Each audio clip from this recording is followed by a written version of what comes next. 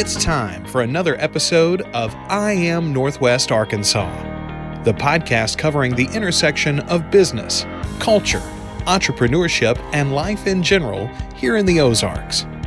Whether you are considering a move to this area or trying to learn more about the place you call home, we've got something special for you. Here's our host, Randy Wilburn.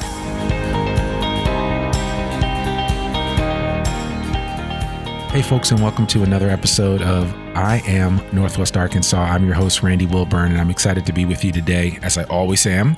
And today is a special day because I am sitting here with none other than Chef Elliot Hunt. And Chef Elliot is the chef of AtlasThe Restaurant, which is one of the most talked about restaurants in Northwest Arkansas, if not the region.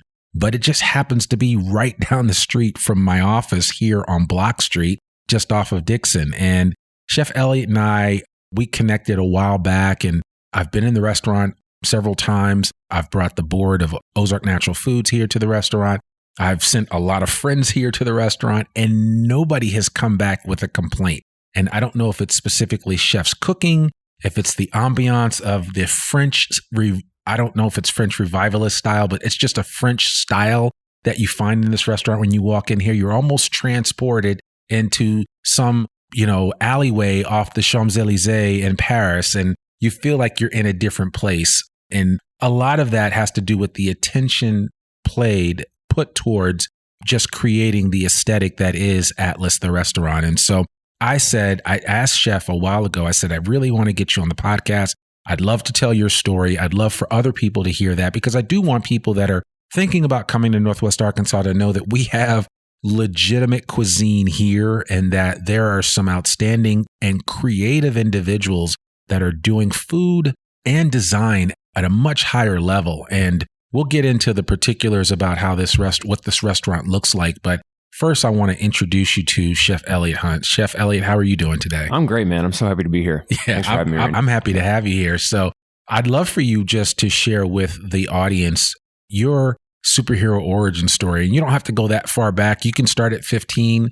But, I think I read where your love of cooking kind of emerged at that age. But, I don't want to tell your story. I'll let you tell that story. So I'm a family of 4 boys. I'm the second son.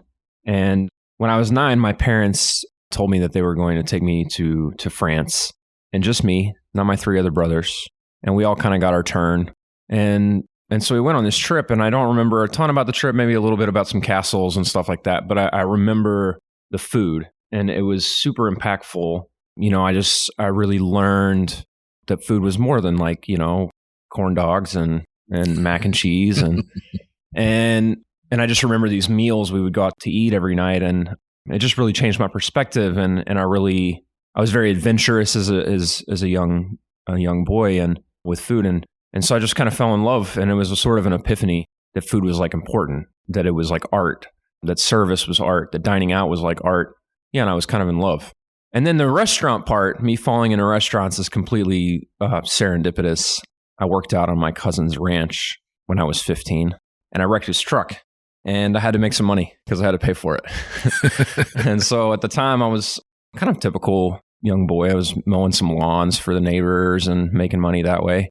And one of the people I mowed lawns for owned a restaurant here in town called Morning Glories. And so I knocked on their door and was like, "Hey, I need to make some more money. Can I come wash dishes at your restaurant?" And I like to say that the rest is history, because I worked for these two sisters and a brother, Penny, Patty, and Todd.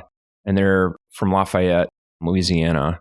And they really they treated me like family. And I think that camaraderie just really drew me into restaurants and being part of this team and being treated like family. And I was just in love with being in a restaurant and the hustle and the bustle and the noise and the smells. And I was in love. I was like, all right, I want to be a chef. That was it. 15.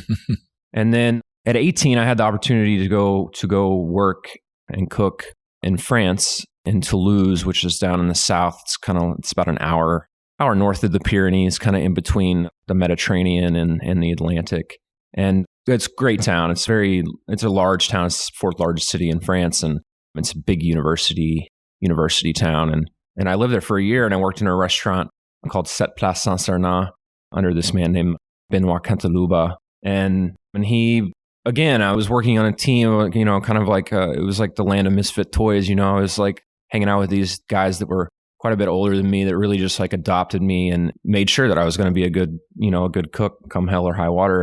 And it was a safe place to work, Yeah. Because I've worked in kitchens that are harder, and this was like a really good introduction. It was a high end restaurant, and I think they were, probably one of the top 10 in the city, and they really took me in and taught me a lot, and that just kind of furthered my career. And then when I came home back to the States, I kind of hopped around. I worked in Colorado, California, was in Chicago for a long time. I went back to France when I was 23 and worked in Paris, which was more of an abusive relationship than anything. So yeah, man. And I just, part of my traveling is my inspiration for cooking. I think it's, after food, it's probably my second favorite thing to do. So yeah, had the opportunity to be on 6 continents.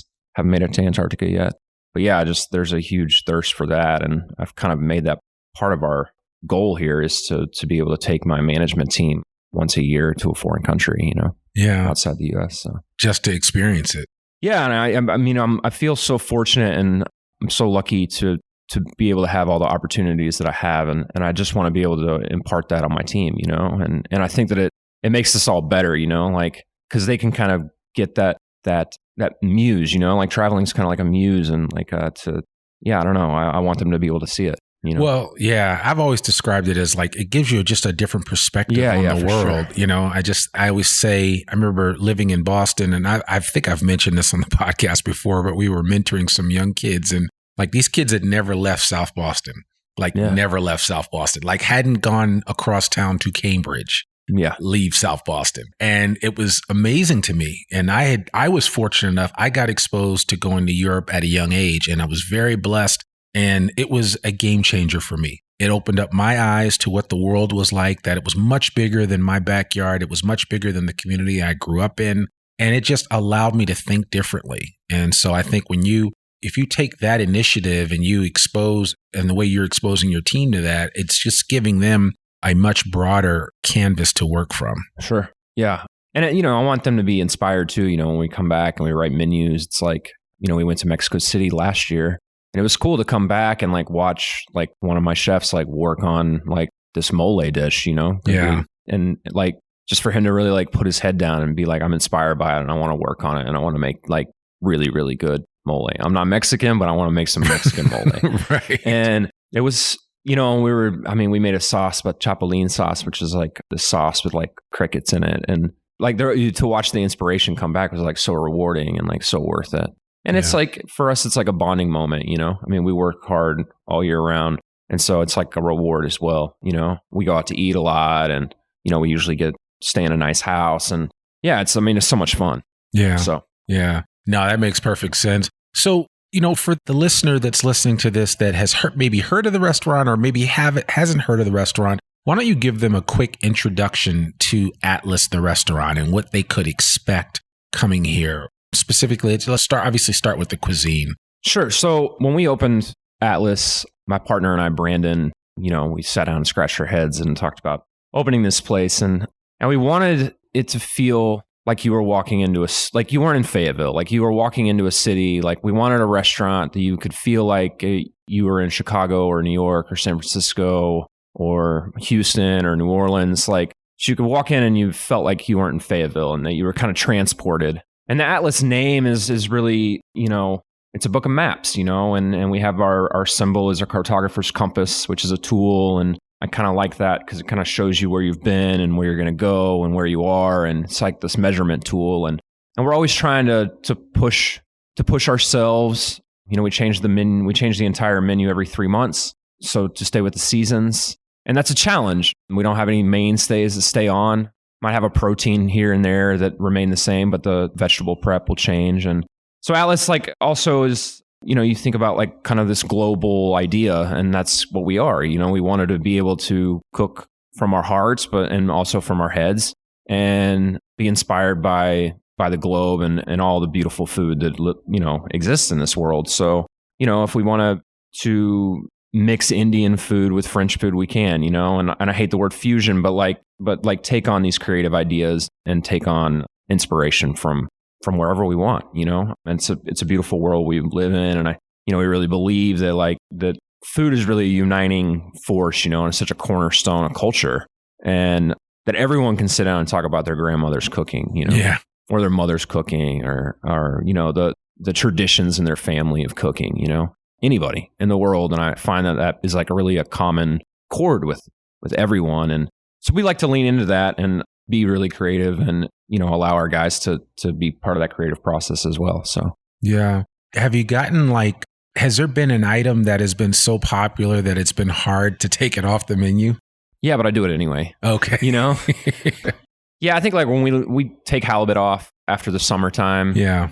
We'll probably see it again next summer, you know? We have a tomato and watermelon salad that people like go crazy for. We kind of bring that back in different iterations. Sure. So it's like, I love it too because it's like season to season, we kind of have maybe a dish that we like riff on. It's like, it's definitely tomatoes and watermelon, but like what cheese goes with it? You know, are we making our own? Like last year we did our own mint ricotta. The year before that, we were doing a tortilla cheese, which is this Spanish style cheese. And, you know, what kind of nuts are we going to put on it? Like, so it's like, it has like an evolution to the dish. I think when you're like, well, it comes off for a season, you know, it's only good for a season and maybe we bring it back, but then it needs to be different, you know? And so then you can get to watch this evolution year to year, you know, or you don't bring it back at all, you know? Yeah. So how much does the kind of whole farm to table movement dictate your style when it comes to cook? So my thing is consistency. And I've been talking a lot with local producers. You know, we're not an inexpensive restaurant. Sure. And so I think people, when they come in here, they have an expectation that we have to meet. And sometimes I find it hard with the local producers to meet that expectation. We use local mushrooms from Fat Top and this guy named Ashley Hill. We use some local lettuce from Ozark All Seasons. I'm working with Sunny Acres Farms.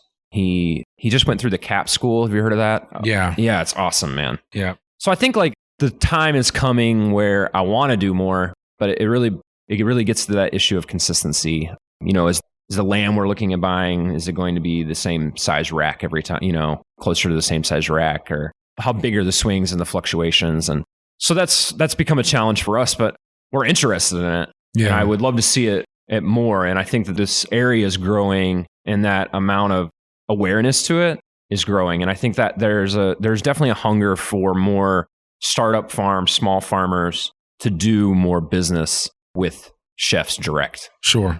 You know, there was the Food Conservancy, which I thought was a really great idea, which I was really excited about, but there are still some holes. They're still kind of new, working out some kinks. So I think there's really great things for that on the horizon, but I've found some challenges as well. Yeah. No, absolutely. And, you know, I mean, the restaurant business is hard. I mean, you were saying it before. It is tough, and let alone to add pandemic to the equation, which really, I mean, you guys were just kind of getting your feet grounded, and then all of a sudden the pandemic. I don't even think we had our feet grounded. We were open 6 weeks. Oh, okay. Okay. And like Brandon and I hadn't even had time to like look at the money that was coming in or like making sure that the rent was paid. Like, I mean, we were just so busy. Yeah. That like everything was like put to the wayside. It was like, just let's do service. Yeah. Like, let's just get through service. And I mean, it really wasn't until we closed the restaurant on March 14th and that we like sat down and were like, what were the numbers what kind of business were we even doing? You know? And yeah, man, it was a shock, man. I mean, we had a team of 30 people and we let everybody but 6 go, you know, and you know, I mean, it was a traumatic time. I mean, there's like really no better way to say it. It was a very traumatic time. You know, letting the staff go was like probably, you know, top 3 hardest days I've ever had, you know? And because again, when we go back to that team and that family, and it's like you're cutting your team, you know, and you're cutting your family, and it felt terrible. Do you feel like you've bounced back? Oh, we've definitely bounced back. Yeah, we've definitely bounced back. You know, there was so much pent up demand. It's like, I think a lot of us are still riding that wave until recession, you know? You know, we got to bring some of the team back, and we did some cool to-go stuff. We were changing the menu every single day for to-go and kind of like leaned into this family meal idea. We were feeding our staff during COVID, and yeah, and it was interesting. I mean, and the community really came out and supported us. And I think we were giving a value. We were doing this meal that was like kind of a main with like protein with vegetables. And then we had like a bread of the day with butter and a salad of the day and a dessert. And we were doing all of it for like $28, out the door per person. And we would sit down on Sundays and write the whole menu for all of next week. And this is back when we were open 6 days a week. So yeah, it was crazy. It was a crazy time, man. Well, I think anyone that was resilient enough to survive the pandemic is here for the long haul, whatever that might be, Yeah. So I think that's the important thing. But we're certainly glad that you guys made it through. We do acknowledge and recognize that some restaurants didn't. They did not. And that's the hard part of that equation. So I do feel like the community in this area helped a lot of us make it, Yeah. There was a lot of support.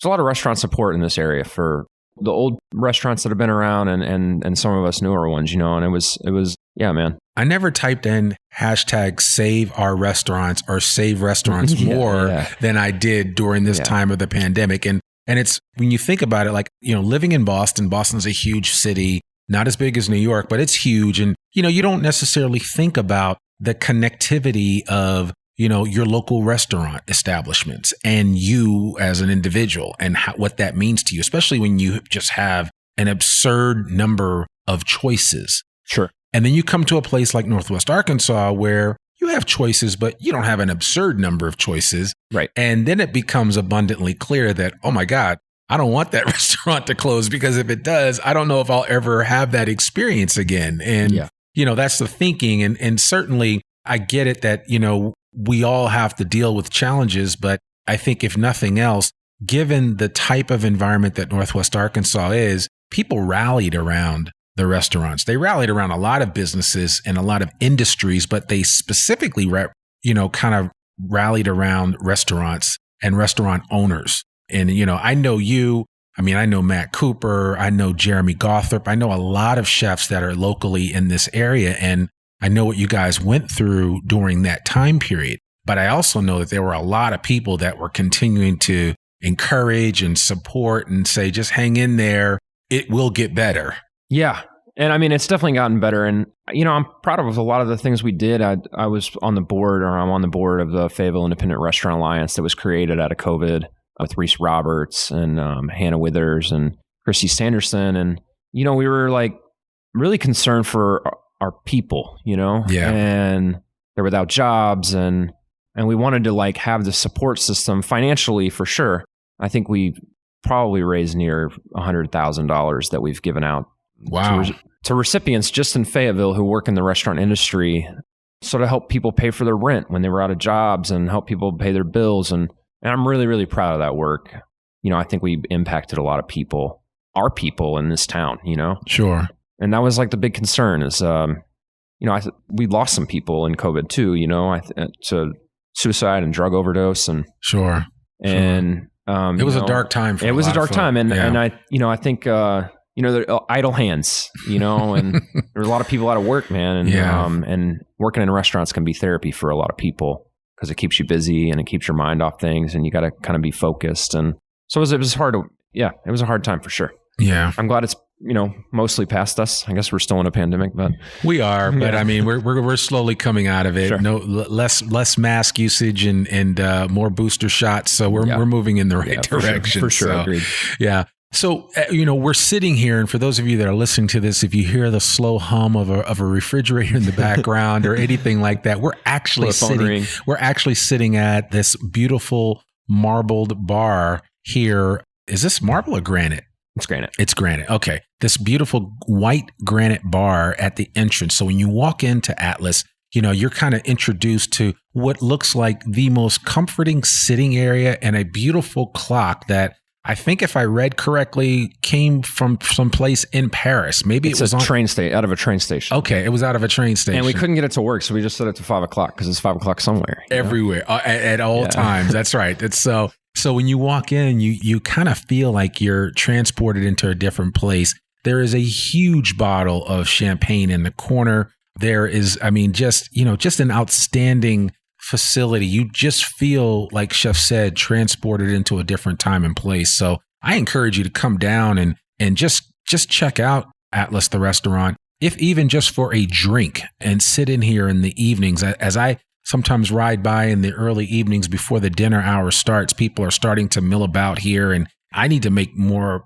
Well, if I didn't have kids with high school sports and stuff like that, I'd probably come down here more often. I think that's what I told somebody recently, but I'm going to make it a point when I do have some free time just to come down here, because it's not quite Cheers, but you feel like it's an atmosphere where, you know, you're welcomed, and it's a place that you can come just for even a quick respite before you move about the rest of your evening. So I certainly encourage you to come take a closer look of that. And so as we're talking about this general focal area here, when you first walk in, as you said, your parents took you to France at a young age. Your parents are, and your mom especially, truly steeped in French history, French culture. Sure. I mean, does everybody speak French in the family?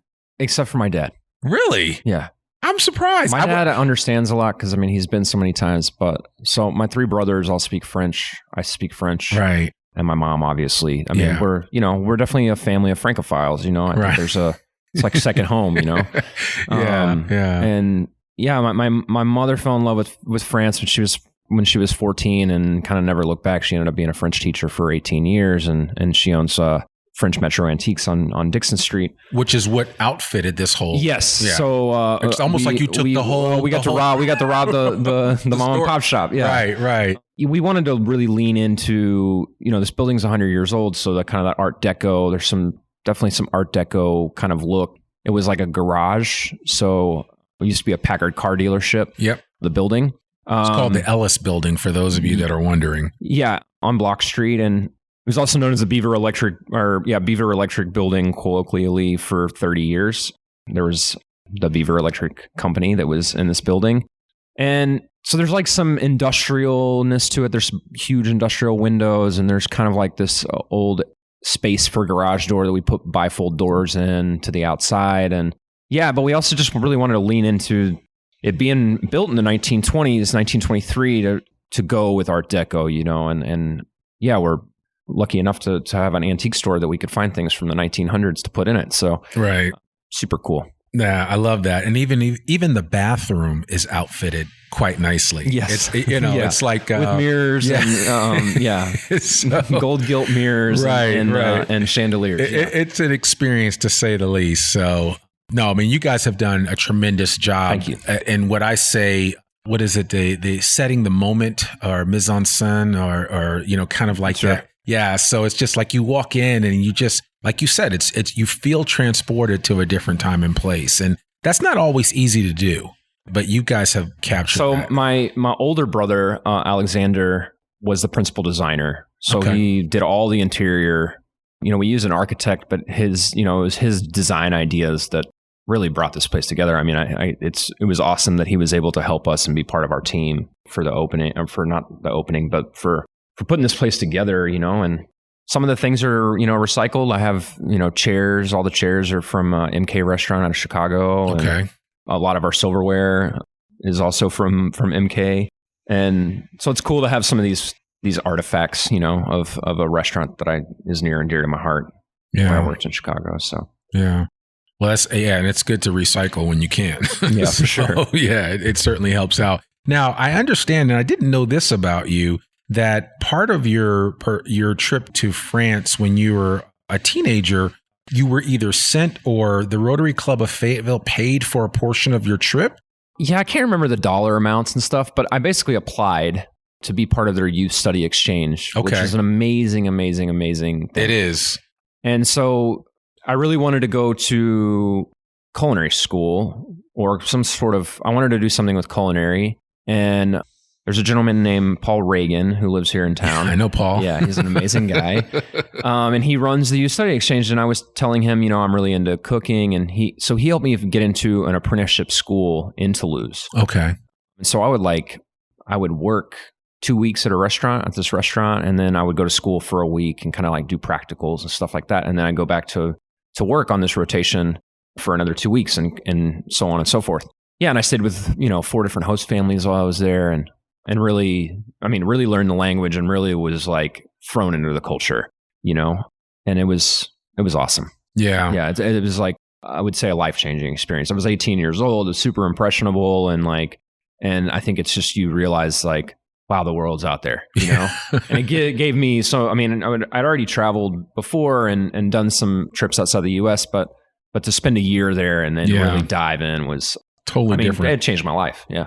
Yeah. I tell people all the time, I mean, I lived over in Germany and studied Gothic and Romanesque architecture. So that's awesome. I got immersed into a different culture other than my own. And that was a very unique experience. But I'm glad you kind of gave us that commercial for the Rotary Club program, because that program is still ongoing. We actually have kids, because I'm a part of the same Rotary Club as Paul, but we have kids that are here from other countries. I think Portugal. I think we have somebody from Brazil here right now. And then kids from Fayetteville High School have gone over to other countries as well. And so we see them off every year and encourage them to go out and be the best version of themselves as they go out and, really, kind of find yourself. Well, and be like, it really teaches you how to be a world citizen, and kind of, and I mean, really appreciate the cultural differences that we have, and I think it really opens your heart to people from all over the world. And I think it was definitely impactful. And that's not the only thing the Rotary Club has done. I also went on the group study exchange. Okay. I don't know. Are you guys still doing that?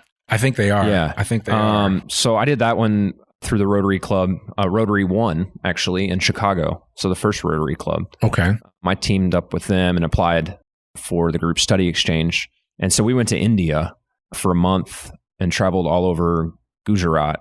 And again, life-changing. I mean, I owe a lot of gratitude to the Rotary Club. We like to joke that they're the Goodwill Mafia, Right, they are. They really are. That's a good word. I like that, the Goodwill Mafia. They should walk around with T-shirts with that on. Yeah. So have you actually spoken at that Rotary Club? This one, the Fayetteville one? I have not. I have not. Okay. We're going to have to make that All happen. right, man. So I'll twist your arm later about that. So absolutely. So man, there's so much that you guys are doing and that you've worked on. What are you looking forward to doing in the near future? What's next for Chef Elliot Hunt? That's a great question. I don't know. I've been asking myself that a lot lately of like, Atlas is successful and it's running and we've kind of gotten it down to be a well-oiled machine, but I don't know what's next. I mean, I feel like there should be something. Yeah. But I think Brandon, my partner, and I are kind of like looking at options of like, do we want to open another spot? And I don't know if we do, you know, or if we do yet. I think we're really content with the business we're doing right now. But you never know what's on the horizon. Sure. So. As I look at you, and again, I don't know you that deeply, but you just strike me as somebody that, you don't allow grass to grow under your feet, that you are constantly thinking about or potentially thinking about new opportunities. So I thought, man, if we change the menu every 3 months and we're, doing all these events and that I would never get stagnant, that it would always be a challenge. Yeah. And in a lot of ways, it helps like to keep me grounded in the restaurant and keep me like kind of chained to the stove in a sense, Sure. Because I'm always having to create new menus, and organizing these like the food aspects of events. So I stay extremely busy. But, there's little thoughts in my mind of maybe doing another project. And there's no rush for me. It's like there's nothing to hurry about. Yeah. You got plenty of time. How old are you? I'm 37. Wow. Okay. Yeah. You're a young guy. Yeah. So there's no rush. And anything we do, we want to do at a level of excellence that we can be proud of, And so I think we just kind of wait. We just kind of wait and see. Yeah. Determine what the next step is. So, well, listen, I am forever a fan. That is for sure. And you guys are really doing a great job. And I want to say that not only are you running a tremendous business, an outstanding restaurant, and providing people with some of the best tasting food in Northwest Arkansas, but I also know that you take time to give back to the local community beyond what you were just talking about with the program through the Fayetteville Independent Restaurant Alliance. You also work with a lot of local nonprofits to kind of help them with different events. And the reason why I know that is because I was the auctioneer for an event that we did at Theater Squared. Oh, yeah. And we got to auction off a private dinner that you were going to offer. It's so fun. So we auction off a couple dinners. I think we did 3 last year. I think we're doing 2 this year. But we cook in the theater. Yeah. And there's 8 guests. We do like a 6-course for 8 guests, and they sit on the stage. Sure. And so they like watch us like kind of cook in the theater, man. And it's like, it's a trip. Yeah. It is like a trip. It's like extremely, we're in this large theater, but like it's so intimate. Yeah. And, absolutely. It's like one of the most fun events I do. Is that recorded at all? No, but we should get it recorded. They should record it. Yeah, that would be good. I could see, because I could totally see, especially with some straight down shots of what you're cooking as you're kind of talking about why you're doing this and why you're adding the cream at this point and why the butter is important. And of course, because you can't have French food without cream and butter. Yeah. But no, I think that's great. But I just wanted to put that shout out there, because a lot of times we hear about individuals that have successful businesses and we never know if they're, what they're doing behind the scenes. And it's not that he paid me to say that. I just wanted to mention it because I saw the look on people's faces when we auctioned it off, and we were able to auction off not 1, but 2. And it raised a tremendous amount of money for what Theater Squared is trying to do for the arts. So, you have one individual that practices an art form of cooking, supporting another group that is about the arts, the theatrical arts. And I just think that certainly is to be recognized, and for people to know that you really are about seeing other organizations grow, and wherever you can lend yourself and your expertise to that, you do it. So I really appreciate that. Thanks, man. Yeah, absolutely. So if anybody wants to get in contact with you, what's the best way for them to reach out to you here at the restaurant? You can visit our website at AtlasTheRestaurant.com. Okay. And we'll put all of that on the show notes and make sure. And all of our contact info is on there. You can also follow us on Facebook and Instagram, and see all the great food that they have. If you go to their page, there's a lot of pictures, but even a lot of people have posted, like myself, have posted pictures on Google of the different meals that come out of that kitchen. So I certainly want to encourage you. If you don't believe me, if you still aren't convinced by what Chef has shared for the last 30 minutes, you just need to look at the pictures. And if you don't start salivating, I don't know what's gonna cause you to do that. But the food is outstanding, and I would venture so far as to say, if you're not happy with it, come see me and I'll be happy to pay your bill, because that's how high I think of the food here and what they're serving at AtlasThe Restaurant. So you definitely need to come down here and check these guys out, support local restaurants, and support what Chef Elliot is doing with the rest of his amazing team here at AtlasThe Restaurant in downtown Fayetteville on Block Street. What's the address? It's 208 North Block, and we're kind of in between the Dixon Street and the square. Right. Yeah. Easy to find. It's pretty close to Spring Street. Yeah. And definitely, and there's parking right down the street, so you shouldn't have any problems checking it out. And in the summertime, this place is jumping. I mean, but it's also jumping even in the fall and at other times. So, you got to get in here and get a spot. They have an outdoor dining area, which is absolutely gorgeous. Do you put heaters out there in the No, we're going to close it November 1st. Oh, you are? Yeah. Okay, so that's closed from November 1st until when? March, whenever it gets nice. Probably the end of March. Okay, cool. Very cool. And you guys are open Tuesday through Saturday? Sunday. Tuesday through Sunday? Sunday, yeah. Okay, so Monday and Tuesday you're closed? Yep. Okay, perfect. Well, there you have it, folks. Chef Elliot Hunt, AtlasThe Restaurant. Thank you so much for joining us on the I Am Northwest Arkansas podcast. This was well worth the wait. It was. I have some people that I've been trying to get on. Chef Rafael Rios is coming up next, and I can't wait to have him on the podcast. He's already agreed to sit down with me, but I don't know what it is. I just I've been able to befriend some of the best chefs in Northwest Arkansas, and that would include you, Chef Rafael, Chef Matt Cooper, Chef Jason Paul. I mean, there's some good cats around, man. And that's the thing. And I'll end it with this. When people think about Northwest Arkansas, they don't think that there's that level of talent in one area. I mean, you guys are all within a 20-minute shot of each other, literally. And I love it because everyone's doing their own thing. Right. Everyone has their own, they have their own vibe, and it's their own vibe. It's cool, man. Their own following. And the other thing and we're all friends. And you're all friends. Yeah. Everybody to a person. Yeah. I've had nobody say nothing but nice things about each other. Oh, I love so-and-so. Their food is amazing. This and that. I mean, Matt Cooper has gushed about you like a fanboy, but he just... I can gush about him, man. Yeah, he's doing, and I'm so it's weird to like be proud of somebody, but like I'm like so proud of him and opening Conifer. Like, absolutely. Have you been up there yet for dinner? Yeah. Okay. Yeah, and it's awesome. It is. Yeah, it is. I keep telling people to go check it out. He's killing it. Yeah. And it's cool to, coming from a guy who worked for a lot of other people. Yeah. To like watch him go off on his own is like, yes, keep going. Keep going, right? Yeah, because it's different when you're doing it for yourself. It's a lot different. It is. It is. And anyway, I'm just so proud of him and so happy for him. And I think he's gonna do great things at Conifer. They're gonna absolutely. They're gonna be a smashing success. Yeah, there's a lot of talent here in Northwest Arkansas. So if you're listening to this and you are about to take a job with Walmart, Tyson, JB Hunt, and you're not sure if you're going to be able to get the kind of quality food that you get in Dallas or in LA or in New York City for that matter, trust me when I say this, you'll be in for a treat. Yeah. You will be in for a treat. So, well, thank you again, Chef. I appreciate it. Absolutely. Well, folks, there you have it. Another episode of the I Am Northwest Arkansas podcast. To learn more about us, please visit our website at iamnorthwestarkansas.com. Remember, you can listen to the podcast on all of the major podcasting platforms and consider rating and reviewing us on Apple Podcasts. We really appreciate that. And as always, if you have any questions, you can reach out to us via email at hello@iamnorthwestarkansas.com. And remember, our podcast comes out every Monday, rain or shine. I'm your host, Randy Wilburn, and we'll see you back here next week for another new episode of the I Am Northwest Arkansas podcast. Peace. We hope you enjoyed this episode of I Am Northwest Arkansas. Check us out each and every week, available anywhere that great podcasts can be found.